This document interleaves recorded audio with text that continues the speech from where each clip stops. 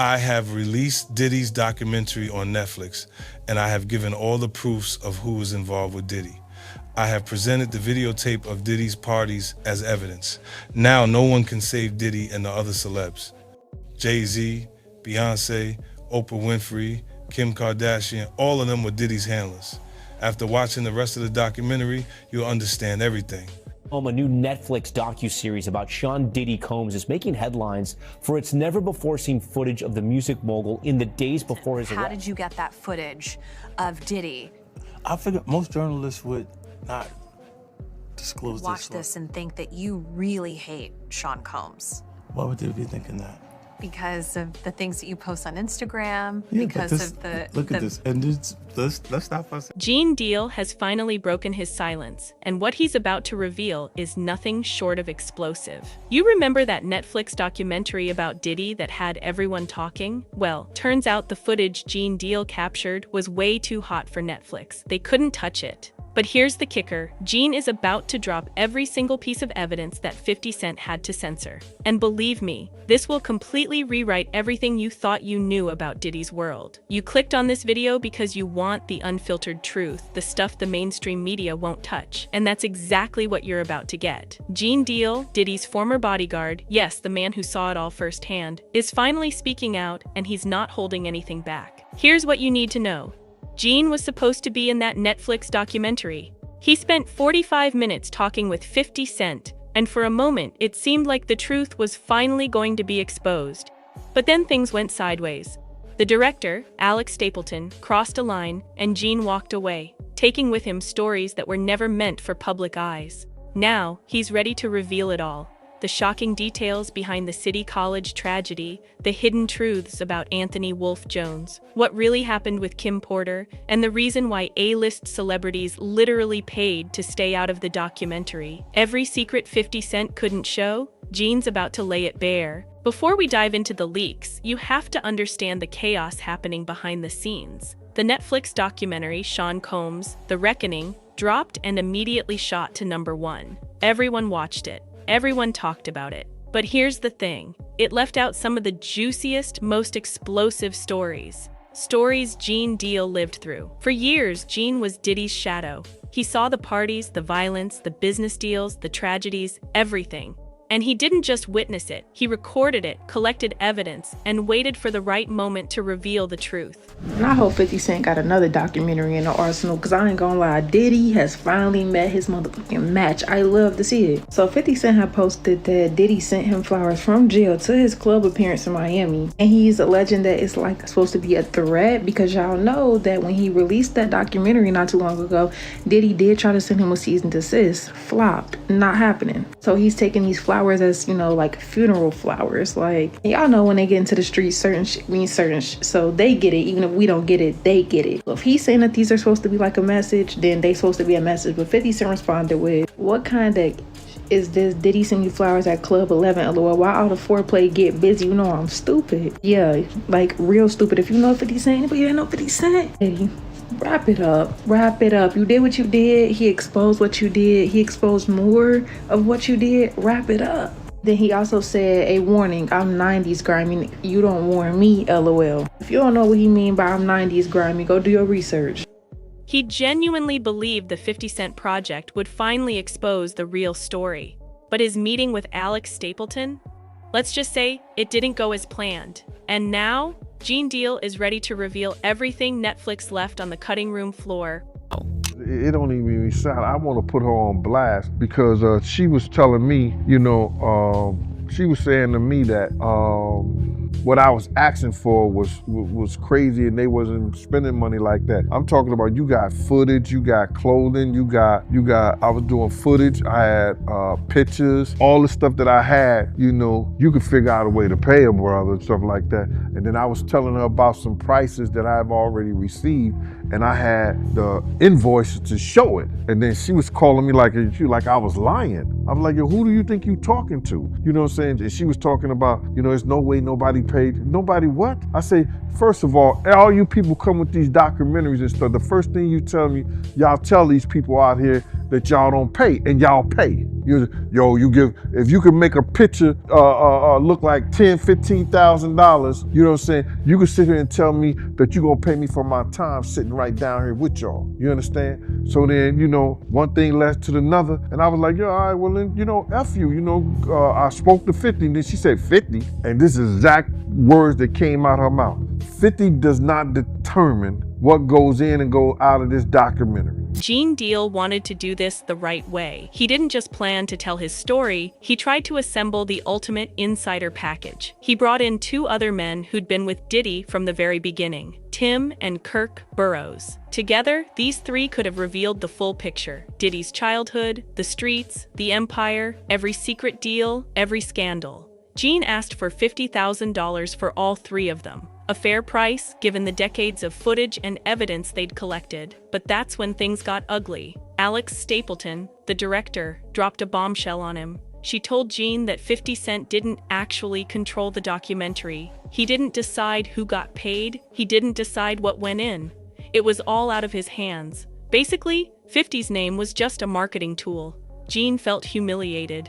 Think about it. This is a man who risked his life protecting Diddy, who witnessed actual crimes, who spent years collecting evidence, and the director had the audacity to treat him like a liar. He even showed her invoices proving what other documentaries had paid him, and she dismissed him anyway. Can you imagine that level of disrespect? But it gets messier. While Gene was trying to negotiate a fair deal for everyone, Kirk Burroughs was quietly making his own side deals. The industry is ruthless like that. Everyone looks out for themselves. Gene was trying to keep it fair, but Kirk was playing a different game. That was it for Gene. He walked away. He refused to participate. And that's why the Netflix documentary feels incomplete. Because the man who knew the most, the one who saw everything, was no longer part of the story. Now, Gene is ready to spill everything they left out. Let's start with something the documentary barely touched: how Bad Boy Records was really structured. This is crucial. It explains so much. Kirk Burroughs, one of Gene's insiders, owned 25% of Bad Boy from day one.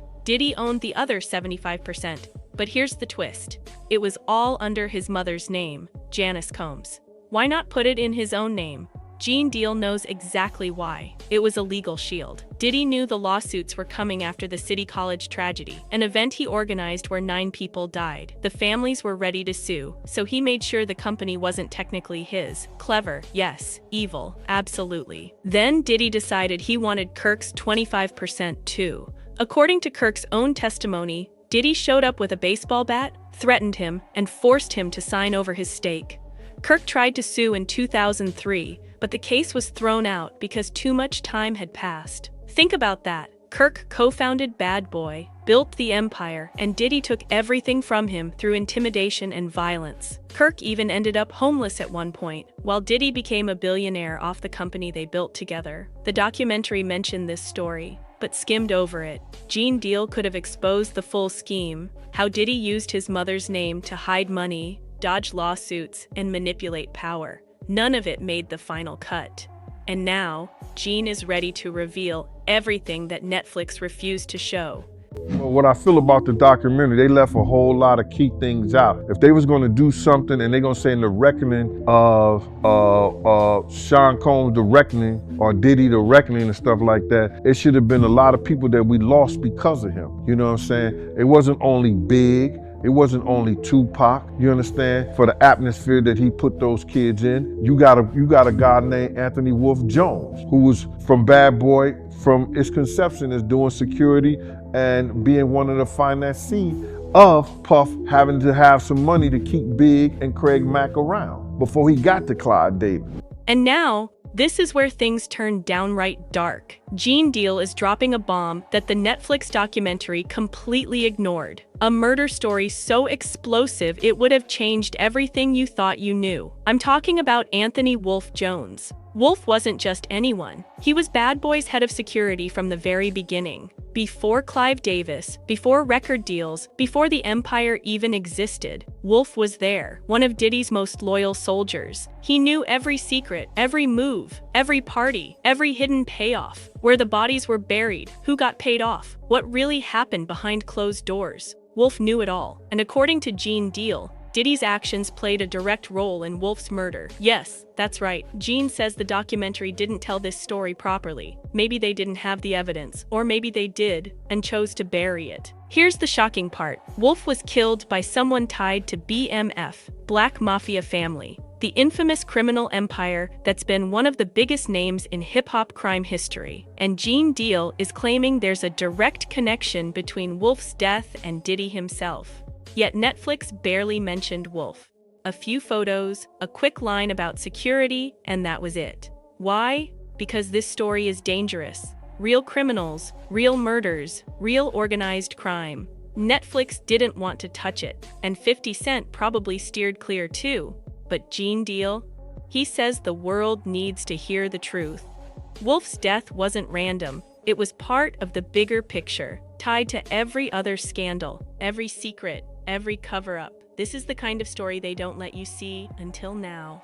Puff, Heavy D, and Jessica. You know what I'm saying? Jessica was the reason why those kids lost their life, because she locked the door on those kids running down the step. You understand? You could see her name in a news article, but they didn't mention nothing about her taking place, but they try to put Heavy D, God bless the dead, out there, and they put Puff out there. You know what I'm saying? She should have been the main one, because she is the one who locked the door on the kids. You understand? She is the one who locked the door on the kids, and all those kids lost their life.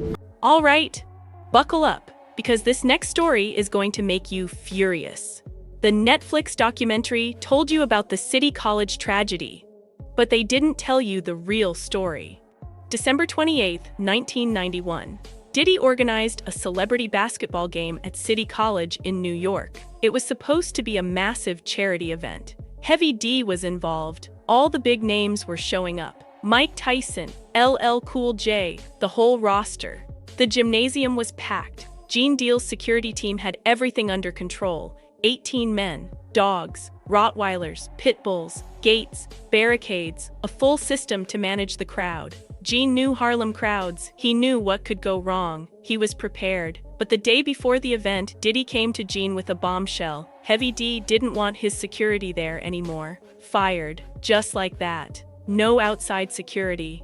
The night of the event, chaos erupted. Thousands surged toward the entrance. When Tyson and LL Cool J walked through the front door instead of the back, the crowd went insane. People were crushed in the stairwell. Here's the part the documentary didn't tell you. A woman named Jessica Rosenblum, one of the promoters, panicked when she saw the crowd, but she wasn't worried about the people. She was worried about the money, the cash from ticket sales. Gene says Jessica grabbed the money and locked the stairwell door. She locked it to protect the cash. And in doing so, she trapped hundreds of people inside. 9 people died, 9 kids crushed to death, all because someone prioritized money over human life. Gene couldn't reach the stairwell directly because of the crowd. He had to run around the entire gym, come in from another entrance, and start opening doors from the inside. By the time he got there, some kids were already dead. He performed CPR on a 17-year-old boy, but it was too late.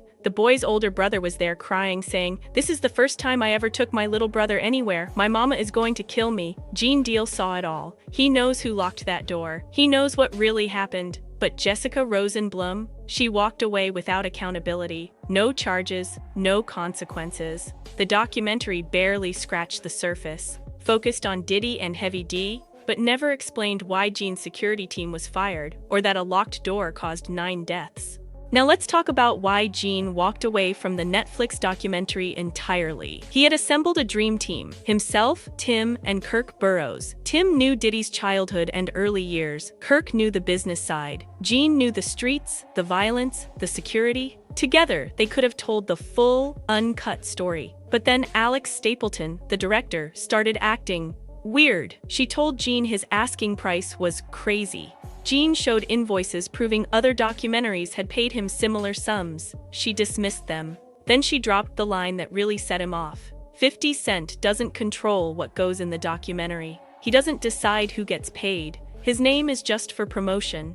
Think about that. They're marketing this as 50 Cent's documentary about Diddy, using their rivalry as hype. But 50 Cent had no creative power. Gene felt disrespected. He had footage, documents, evidence, and a lifetime of stories, and they treated him like he was irrelevant. Meanwhile, Kirk Burroughs was making his own side deals, pressuring Gene to take less money while secretly negotiating behind everyone's back. That's the industry. Every man for himself. Gene told them all to forget it. He walked away, and that's why the documentary feels incomplete. So many critical stories were left out. The man with the most knowledge refused to participate because of how he was treated. And here's another glaring omission: Kim Porter, Diddy's ex, mother of his children, died suddenly in 2018 at just 47. Officially, it was pneumonia, but the documentary barely addressed her. Multiple sources say it was deliberately avoided. Too sensitive, too controversial, maybe even too dangerous. Gene Deal knew Kim. He protected her at times. He saw everything, and none of it made the cut. Then, there's the parties. Diddy threw massive events for decades. A-list celebrities, athletes, politicians, musicians, everyone went. Yet, the documentary shows none of them. Gene Deal believes many of these celebrities paid 50 Cent to stay out of the documentary. Think about it. Careers, families, reputations on the line. If their names got tied to Diddy's scandals, it could ruin them. 50 Cent took the money, protected them, and still exposed Diddy. But that means the story you saw on Netflix is sanitized, polished, safe. A version that shields powerful people while throwing Diddy under the bus. And Gene Deal sees right through it. A documentary so explosive, so raw, so brutally unforgiving that when Netflix dropped the trailer, the entire internet froze like it had just witnessed the fall of a king. That documentary is The Reckoning, Sean Kolb's 4-part takedown tracing Diddy's journey from hip-hop royalty to a convicted felon whose empire turned to dust right before our eyes. But here's the twist no one saw coming. The mastermind behind this cinematic execution? 50 Cent. Yes, the same man who has been trolling Diddy for years. The same guy who turned shading into a sport. Now he's the executive producer pulling the strings on the documentary every headline is screaming about. And today, 50 Cent is finally revealing why he did it, why the timing mattered. Why this project had to exist. No matter how dark, messy, or dangerous the truth really is. Because everything changed 2 years ago when Cassie detonated the first bomb. Her lawsuit cracked Hollywood's polished facade, accusing Diddy of physical coercion, exploitation, manipulation, and years of psychological torment that sounded straight out of the industry's worst nightmares. That was the first domino. And then the avalanche hit. A quiet settlement within 24 hours should have been the end of it, right? Wrong.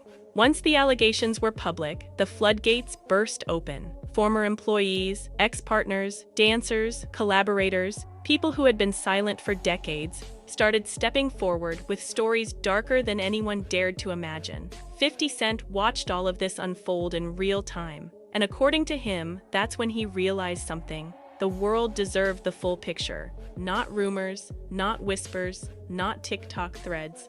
The truth. So back on November 17th, 2024, after the news of Diddy's quick settlement broke, 50 couldn't resist. In a now-deleted Instagram post, he basically said the shark smelled blood. LOL, he paid that money real quick. Should have done that before the shark saw red in the water. And here they come in 5, 4, 3, 2, 1. Every woman he put his hand on. And the very day before, he was already firing shots on Twitter. Damn, brother love, you out here looking crazy as MFLMAO. Meanwhile, Diddy tried to play the peaceful card, releasing a polished statement. We have decided to resolve this matter amicably. I wish Cassie and her family all the best. Love. But love didn't save him. Because fast forward, Sean Diddy Combs is now serving a 50-month federal prison sentence, convicted in late 2024 on charges involving the transportation of individuals for adult-related activities. His empire collapsing, his inner circle under a spotlight more blinding than fame ever was. And 50 Cent? He's just getting started. Overnight, lawyers for Sean Diddy Combs trying to stop the release of a Netflix docuseries due out today. The series contains never-before-seen footage of Combs debating strategy with his lawyers in the days leading up to his arrest in New York last year. It also includes video of Combs greeting fans in Harlem. I'll accept it. And then saying this about the interaction moments later. I need some hand sanitizer. Hold on. I got it. I've been out in the streets amongst the people. Yeah, I gotta take a bath. Like the amount of people that actually I'm coming in contact with, like that's what I have to do. You know what I'm saying? It's like 150 hugs.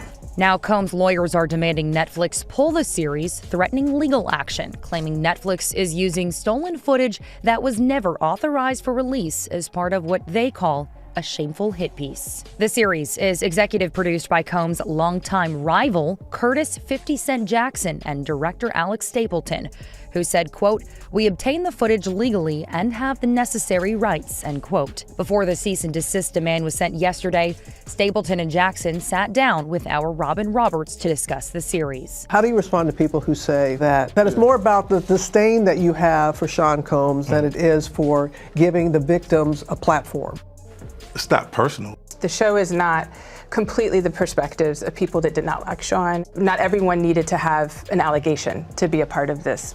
Just weeks after Diddy's shocking arrest, in September 2024, 50 Cent dropped a bombshell of his own. He was teaming up with Netflix on a documentary that promised to go far deeper than anything the public had seen, aiming to expose alleged crimes tied to Diddy that, according to whispers in the industry, hadn't even reached federal investigators yet. Rumors swirled that 50 hadn't just stumbled onto this story overnight. No, he had been quietly collecting intel for nearly 2 decades, building a map of everyone connected to Diddy's empire. And now, he was ready to pull back the curtain, claiming he knew the players, the patterns, and even the shadowy figure he called the true mastermind behind the whole operation. This wasn't just a documentary, it was a reckoning, a decades-in-the-making expose that promised to turn the world upside down, spilling secrets that Hollywood insiders had spent years trying to bury.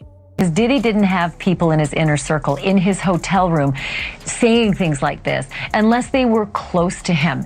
And yet, whoever owns that copyright, whoever had their hands on that video, did him dirty, and gave it to his enemy. Why and how do you think that happened? Well, I think the person that probably did the video footage wanted to get some recognition for having that type of footage. And I think, I don't know if they signed a no-compete clause or an NDA, but that person turned that over apparently, and it went to 50 for the documentary, which he used. 50 Cent has made it crystal clear this upcoming documentary isn't about chasing internet rumors or blowing up on TikTok. No, he's digging deep into the veins of Diddy's alleged criminal empire, exposing the skeletons that had been hiding in plain sight for years. Multiple reports hint that the intel 50 collected may have even sparked a fresh federal investigation into Diddy, but nobody, and I mean nobody, was ready for what happened next. March 2024 hit like a Hollywood blockbuster. Federal agents swarmed Diddy's homes in Los Angeles and Miami in a coordinated raid straight out of a movie script. Helicopters hovered over mansions, tactical teams stormed the gates, doors were broken down. Boxes of electronics, hard drives, and secret files were carried out for the world to wonder what was inside. And 50 Cent? He couldn't resist. Online, he dropped the now legendary line, "Now it's not did he do it, it's did he done." Fans laughed at first, thinking it was classic 50 trolling, fanning flames. But behind the scenes, he later admitted something crucial. This was no longer a social media moment. This was history in the making. This wasn't a feud, a shade battle, or a diss track. This was one of the most shocking falls from grace in music history. Then came the arrest. September 2024, Diddy was taken into custody on charges tied to transporting former girlfriends across state lines for what prosecutors chillingly referred to as freak-offs. Allegedly staged, choreographed intimate performances involving male escorts.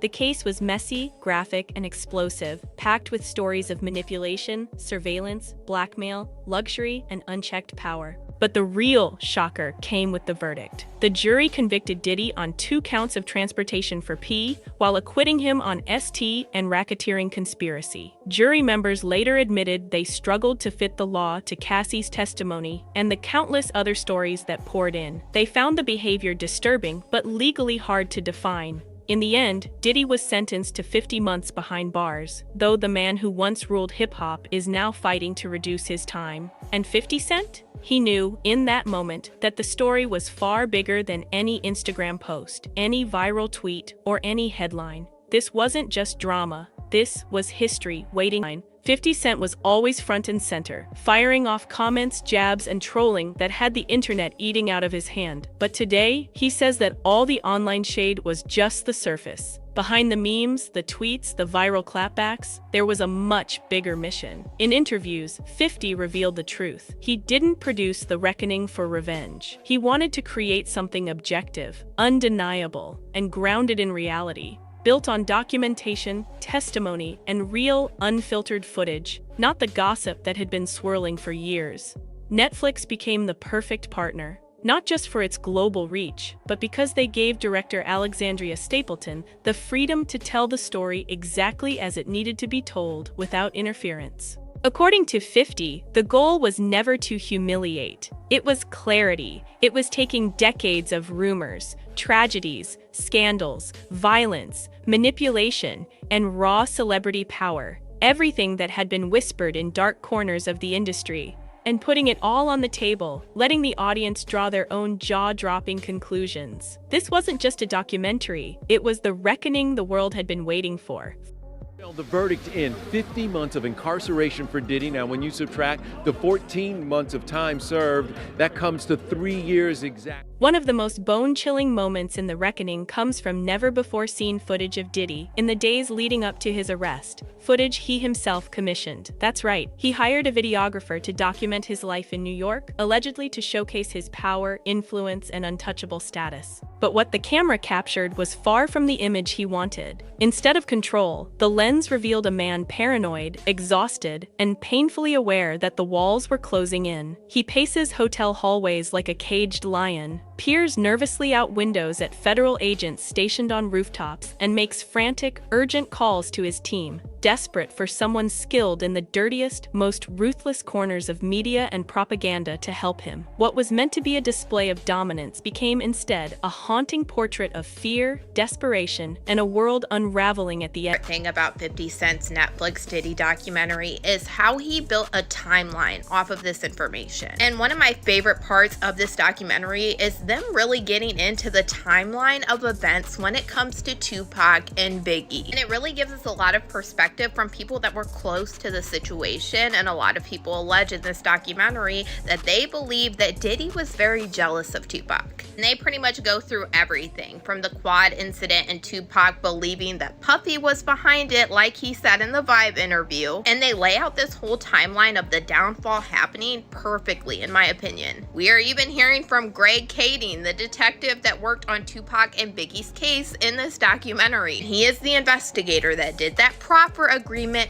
with Keefe D way back in 2008, where Keefe D alleged that Diddy tried to offer him $1 million to take out Tupac and Suge Knight. And Tupac's trial with Keefe D is coming up very soon in early 2026, and we know that Diddy's name has been dropped at least 200 times during these proceedings already. So this is one case that I am definitely waiting for and I am going to cover. In Keefe D's 2008 proper agreement, he alleged that Diddy's friend Zip Martin is the one that gave him the weapon that was used to take out Tupac. And Keefe D told the investigator Greg Kading that Zip Martin had a special compartment to keep this weapon in his car that he drove to Las Vegas. And in this documentary, we have Greg Kading confirming that Zip Martin did drive the same type of vehicle that Keefe D alleged to Las Vegas this night. And then during this documentary, we heard from the former president of Bad Boy, Kirk Burroughs, who alleged during this time,